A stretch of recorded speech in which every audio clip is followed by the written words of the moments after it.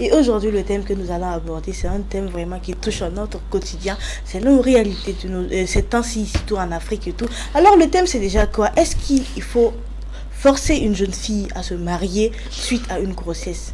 La plupart du temps, on voit des élèves, des étudiants qui n'ont pas encore terminé. Mais suite à une grossesse, la famille pousse ces dernières à aller vivre ou à épouser ce dernier-là contre leur volonté. Alors, le point de vue de mes deux collègues, je commence par qui? Je commence par Alors, qui? je commence par Vas-y. moi. Bon, pour ma part, je ne trouve pas ça intéressant D'accord. quand on enceinte une fille Mhm, et qu'on ne l'épouse pas. mhm. Je ne partage pas cet avis. D'accord. Pour ma part, quand on enceinte une fille, il faut prendre la responsabilité dans un premier temps d'assumer cette grossesse et par la suite épouser cette fille. D'accord. Voilà, c'est mon point de vue. Coach, votre point de vue? Moi, je pense que on parle d'étudiants, on parle d'élèves Mhm, qui sont enceintes. Je pense qu'ils ne sont pas encore dans cette posture mhm. de vivre un mariage. D'accord. Voilà. On dit dans la gestion du timing, quand on est élève, 80% de notre temps doit être consacré aux études. Quand on est employé, on sait qu'on doit maximiser. Mais un élève qui n'est pas employé et qui doit se trouver dans un foyer ou se marier suite à la grossesse alors qu'elle a encore Sur les ce bancs. casquette, elle est toujours étudiante ou élève, elle a un parcours à terminer, elle a un parcours à suivre et qu'elle doit porter une nouvelle casquette d'épouse en plus d'être étudiante, ça la rendrait inefficace. Donc je suis pas du tout d'accord D'accord. qu'on force une étudiante, un élève, parce qu'elle est tombée suite à une grossesse, de se mettre avec cet homme ou de se marier. Pourquoi? Se mettre avec cet homme, souvent nous voyons que c'est qui cet homme-là? C'est un élève comme lui ou c'est un étudiant comme lui? La plupart du temps, c'est comme ça. Donc, c'est des erreurs d'adolescence, c'est et puis comme on appelle grossesse non désirée. Voilà, grossesse non désirée. Ah, ils n'attendaient pas une grossesse. Ils ont juste ils cherchaient leur propre plaisir et ça aboutit à une grossesse. Et déjà, coach, moi j'ai une question par rapport à ça. Vous avez parlé d'adolescents et tout, pas forcément des adolescents. Nous avons des étudiants de 25 et même 30 ans. Imagine qu'elle est par exemple 25 ans, elle est étudiante, elle vit toujours avec les parents et puis ensuite elle tombe enceinte. Et les parents exigent à ce qu'elle épouse le monsieur. Peut-être le monsieur travaille. Mais elle, peut-être, elle refuse parce que peut-être elle dit que je l'aime pas. Ou parce que je suis pas prête pour le mariage. Oui, et tout ça, ça arrive parce que c'est ce que j'ai dit là. Qu'est-ce qui les a motivés à la grossesse? On dit grossesse non désirée. Ils ne voulaient pas l'enfant. Donc c'est une grossesse non désirée. Ils n'étaient pas prêts déjà même pour la grossesse. Ils étaient d'abord dans la quête du plaisir. Donc quand il y a la grossesse, c'est pas pour autant que vous devez l'obliger à épouser cet homme. Les conséquences sont très fatales. Je laisse El Kébi parler et je reviens. Et je reviens. D'accord. Alors, je suis un peu perdu d'écouter le coach en train de dire des contre-vérités, des choses vraiment qui sont pas normaux. Parce que, bon, normal, autant pour moi. Je trouve que le coach un peu va dans la brousse. Hey, ici, vous avez pris un exemple. Quand vous avez dit élève, c'est un exemple. Voilà, c'est pas forcément que les élèves. Il y a aussi des cas où c'est pas. Il y a aussi des travailleurs. Il y a aussi des travailleurs. On parle des jeunes, ceux qui sont toujours en famille. En famille et à l'école. Non, vous avez dit qu'il bon, on a dit à l'école. Élève et étudiant. École, je suis pas d'accord. Parce que c'est pas seulement qu'à l'école. Il y a des gens aussi qui ne font rien. Les gens qui ne font rien. Non, c'est qu'un cas spécifique. Nous, on parle des élèves et des étudiants. On va se limiter sur élèves et étudiants. D'accord. Donc, je vous suis. Vous dites élève. Alors, à la maison, dans notre éducation, on nous a toujours dit que nos parents nous ont toujours enseigné que une fois que tu fais des rapports, soyez en sûr et certain que d'abord ce qui va sortir de ce rapport là, c'est soit la grossesse, soit les maladies telles que le sida. Donc, on nous a dit ça dans le but de ne pas arriver à ce point. Mais si toi, enfant, toi, élève, tu as eu le courage d'aller faire des rapports, c'est que tu sais que tu es prêt effectivement à ça. Arrêtez d'emmerder les gens avec ces mots quoi, grossesse non désirée. Comment quelqu'un qui dit grossesse non désirée a le courage d'aller avoir des rapports sexuels avec une fille? Mine de rien, je suis pas d'accord. C'est un accident. Oui. Un accident? Donc vous allez me dire qu'il est... Non, il faudrait qu'on soit d'accord. Il n'y a pas d'accident dans les rapports sexuels. Voilà, un enfant qui connaît déjà des rapports sexuels peut déjà, dans sa tête, là, il sait que dans les rapports, là, il aura un enfant. Et s'il a un enfant, il doit assumer. Et s'il doit assumer, on doit l'amener à se marier. De force. De force. Parce que mine de rien, cet enfant-là, il n'est pas un enfant. C'est quelqu'un qui connaît des choses de grands. Parce qu'on ne peut pas être enfant et puis connaître les rapports sexuels. C'est pas possible. Ok.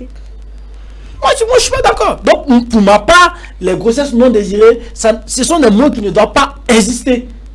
Les accidents, ça n'existe pas. C'est pas quelqu'un qui t'a envoyé là-bas. Je suis pas d'accord. C'est toi qui t'es levé, puis tu as allé, puis tu as vu le trou, tu as mis dedans. Mais pourquoi venir nous dire aujourd'hui que c'est un accident? Ok, on n'a pas se comprendre. Attendez, on n'a pas de question d'accident. On n'a pas se comprendre. Attendez, on n'a pas se comprendre. On n'a pas se comprendre quelque chose. Notre sujet, c'est simple. Nous, on reconnaît l'erreur de ces jeunes-là. On sait qu'ils ont fait. Nous, on n'est pas en train de parler de l'erreur. On parle dans le cas. Ils sont déjà dans la situation. On sait qu'ils savent qu'ils ne devaient pas le faire. Ils ont fait. Le problème est là. Toi, en tant que parent, toi, en tant que tuteur, toi, en tant que autorité ecclésiastique, autorité familiale, autorité universitaire, il n'a qu'à être Dieu. On va se lire. Emmener ce dernier-là, on va marier la demoiselle. Laisse-moi parler, j'ai la parole. Ok, je vous écoute. Voilà. Et on ne peut pas se permettre de dire que parce que tout simplement ils ont fait l'erreur, ils ont. C'est pas une erreur, c'est pas une erreur. Je ne suis pas d'accord avec vous que vous dites que ça. Attends, laisse-moi parler. Quand tu parlais, je t'ai expliqué. C'est une erreur parce que cette personne n'attendait pas la grossesse. Ils ont fait des rapports. Et les rapports, c'était pas pour aboutir. Ils cherchaient juste leur propre plaisir. Et ils ne voulaient pas aboutir à la grossesse. C'est arrivé. On t'amène toi parent. Toi parent qui est assis là. Faut pas parler comme un jeune, comme ce que tu es en train d'avancer là. Toi papa. Tu vas libérer ta fille. Dire qu'elle va plus aller à l'école. Dire que non, le jeune homme qui l'a enceinté là, toi tu as misé combien de millions dans l'éducation de ton enfant. Ce jeune homme n'a même pas encore fini de quitter son toit familial. Il n'a pas encore fini de manger. Tu vas attacher ta fille là, aller de mettre à un enfant qui ne sait même pas fini de prendre soin de lui-même. Et tu dis que non, parce que ta fille s'est laissée avoir par ce jeune homme là, tu la pousses entre les mains d'un prédateur, tu la pousses entre les mains de quelqu'un qui n'est même pas mature, qui n'est pas responsable, qui n'a pas encore fini de se nourrir. Et puis tu dis, laisse-moi parler. Il faut laisse-moi finir. Tu vas dire que ta fille, tu vas dire que ta fille, elle va arrêter ses études, aller s'asseoir avec cet homme-là. Pendant ce temps que cet homme ne peut même pas la nourrir tel que tu la nourris. Tu libères ta fille, regarde toute l'exposition, le risque, l'insécurité dans laquelle tu vas mettre ta fille, l'insécurité dans laquelle tu exposes l'enfant qui va venir. Mon ami, tu veux qu'on dise quoi? Et en plus de ça, on dit mariage et puis faire sortir l'enfant. Est-ce que ils sont déjà prêts pour se marier? Quelqu'un qui n'a pas encore fini ses études? Non. Pour moi, en tant que parent, si ma fille a cette situation, ce que je vais faire, je reconnaîtrai et je ferai savoir à ma fille que je suis pas content de la situation qu'elle a traversée. Et que je vais la faire prendre conscience. Mais cela ne la dédouane pas pour aller continuer à aller pondre des enfants avec ce homme irresponsable, aller pondre des enfants avec ce monsieur et sacrifier son avenir, sacrifier ses études. Parce que tout simplement, elle est tombée enceinte. Vous ne pouvez pas parler pendant 5 minutes. Parce que tout simplement, elle est tombée enceinte. C'est des choses qui ne se font pas, mon ami. C'est pas possible. Je suis désolé, Kelkebi. C'est pas possible. Moi, en tant que parent, je t'ai laissé la parole, tu n'as pas pu parler.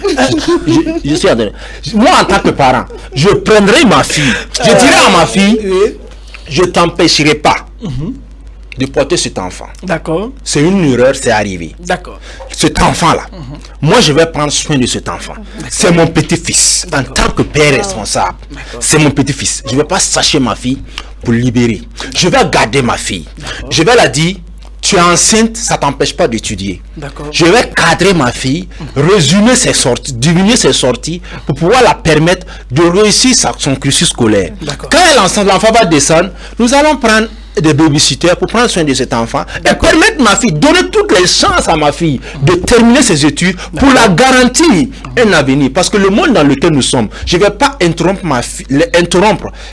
l'éducation, l'avenir de ma fille pour une grossesse, pour la jeter entre les mains de quelqu'un que je connais pas, les mains de quelqu'un qui n'est même pas encore prêt à prendre soin de. Deuxième, tu ne connais pas la personne. La fille le connaît. Si elle a eu la possibilité d'aller se mettre avec ce je n'ai pas encore fini. Non, attends. Il faudrait qu'on se comprenne. Il faudrait qu'on se comprenne. Si la fille en question a pu avoir le courage d'aller se mettre avec cette personne que tu appelles une personne inconnue, c'est que la personne est. En fait, elle connaît cette personne en fait.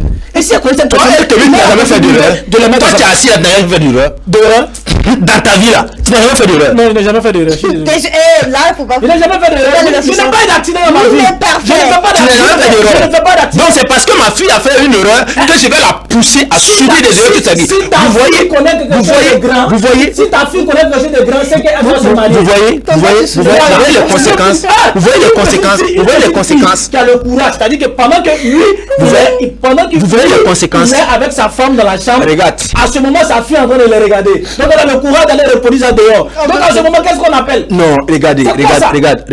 Ce qui est là, c'est quoi? Nous sommes en train de détruire l'avenir de la nation.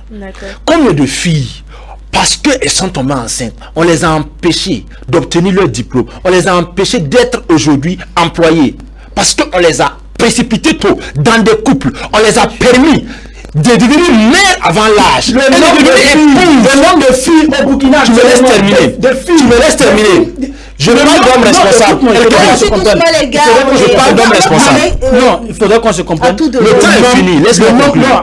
Le temps est fini. Je dis, je parle d'homme responsable. Un père responsable. Le nombre de pousser sa fille à faire ça est très élevé. Combien de filles partout dans n'importe quel secteur, dans n'importe quel quartier, tu vas avoir des filles mères. Et aujourd'hui, elles ont du mal à avoir un époux. Elles ont du mal à se caser. Pourquoi? Parce que l'enfoiré qui l'a enceinte est parti, il l'a laissé. Mais les parents aussi ne vont assumer. Et les parents ne vont assumer. Non, assume. Tu dis que tu ne vas pas abandonner ta fille. Tu ne vas pas arrêter l'éducation de ton enfant. Parce que tout simplement, elle est tombée enceinte. C'est un accident. Écoute, la même chose. Les parents n'abandonnent pas l'éducation de leur enfant. Bien sûr, si tu la pousses avant son âge, entre les mains de ce mariage-là, elle n'est pas encore mère. Le mariage là, c'est pas une grossesse. C'est pas une grossesse. C'est pas une grossesse qui conduit au mariage. C'est pas une grossesse qui conduit au mariage. Je suis désolé. Même si on s'aime, même si la fille aime ce monsieur, parce qu'il le connaît, il y a un temps pour se marier. Il n'est pas encore prêt pour prendre soin de cet enfant-là. Il n'est pas encore prêt pour terminer ses études. Je le ferai. Je suis responsable. Qui le fera? Je le ferai en tant que père. Je le ferai. En tant que père. Oui. La raison pour laquelle je vous dis qu'il y a le. Je le ferai en tant que père pour permettre à ma fille. Aujourd'hui au Burkina Faso. Les gars, s'il vous plaît, je reprends la parole à tous les deux. Il faut qu'on dise la vérité. Moi, je pense que El Kébir raisonne en tant que père irresponsable. Parce qu'un papa responsable ne ferait pas ça. Un père responsable qui aime sa fille, il va permettre, donner la chance à sa fille de terminer ses études et donner le temps à sa fille de se mettre dans le mariage. Et non parce qu'elle est enceinte, la précipiter dans le mariage. Parce que l'avenir de sa fille est compromise. L'avenir de ce futur bébé qui va naître est compromise. Coach, c'est bon, je pense que c'est bon, on a compris votre avis. El Kébir, on a également compris ton avis. Mais moi, j'ai une dernière question pour El Kébir. Est-ce qu'être mère célibataire est une fatalité? C'est pas mieux d'être mère célibataire que de se retrouver dans un foyer où on n'est pas heureuse. On devient mère épouse pendant qu'on est élève étudiant. Vous m'avez posé une question. Vas-y, réponds. Arrêtez d'utiliser le mot fatalité. D'accord. Non, je ne suis pas d'accord que vous utilisez ce mot, fatalité. Non, mais est-ce qu'aujourd'hui, de nos jours, combien sont ces hommes-là qui épousent ces filles-mères-là? Combien sont-ils? Rares. Pourquoi? Aujourd'hui, non. Pose-toi la question, pourquoi? Allons-y tout doucement, on va se comprendre. On va se comprendre tout doucement. Il parle de l'éducation qu'on a ratée. On laisse l'éducation ratée. Parce que, par moment, il y a cette irresponsabilité de ces parents-là. D'accord. Mais il y a aussi, c'est que notre société est en train de se pourrir en fait, de se gâter. Par quoi? Par nos téléphones qu'on a. Les enfants veulent tout faire, veulent tout voir, veulent tout goûter en grand. Et qu'est-ce qui se passe demain? On trouve les filles à l'âge de 14 ans, 15 ans qui ont des enfants. Mais qu'est-ce que les parents doivent faire?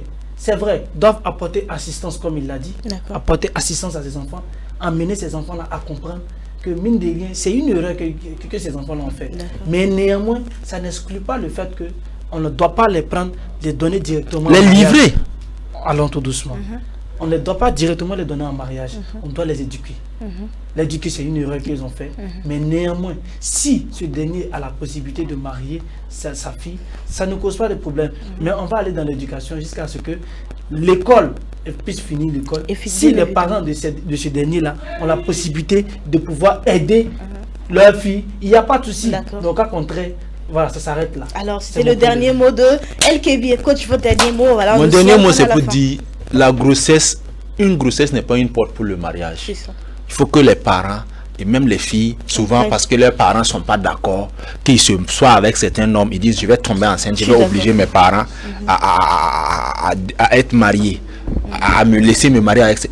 La grossesse n'est pas la porte. Il faut savoir que nous devons attendre le temps. Nous devons attendre le temps qu'il faut pour se marier. Et les parents aussi doivent assister leurs enfants. C'est parce qu'elle est enceinte elle n'est pas encore mature pour être dans un foyer. Et souvent les parents font ça pourquoi? Parce qu'ils veulent, voilà, à part Massida, il a eu un homme. C'est facile pour eux quoi. Voilà, on va se débarrasser en même temps. Il y a moins d'écoles de scolarité à payer, il y a moins de charges, au moins il y a une bouche de moins à nourrir. Donc on fout nos responsabilités sans penser aux conséquences. Cette fille, sa vie est compromise pour l'avenir. Il faut qu'on arrête. Et ce sont les problèmes qu'on amène. On a plein de filles, mais parce que quand elle va rentrer, d'autres enfants vont sortir. Elle n'aura plus assez de temps pour finir ses études et avoir la chance d'avoir un bon boulot. Voilà, qu'on soit discipliné et sage et traiter les problèmes sagement pour éviter les conséquences fatales pour la société. Merci coach, c'était tout simplement son dernier mot sur le thème. En tout cas, mais je sais pas quoi dire, mais c'était chaud sur le plateau. Je me cherchais, j'arrivais même pas. Bon, en tout cas, on a passé de très bons moments. Voilà, le thème est des croustillants, comme je l'ai dit à vous, chers amis téléspectateurs. C'est sûr que de même, vous avez des avis partagés comme mes chers collègues ici.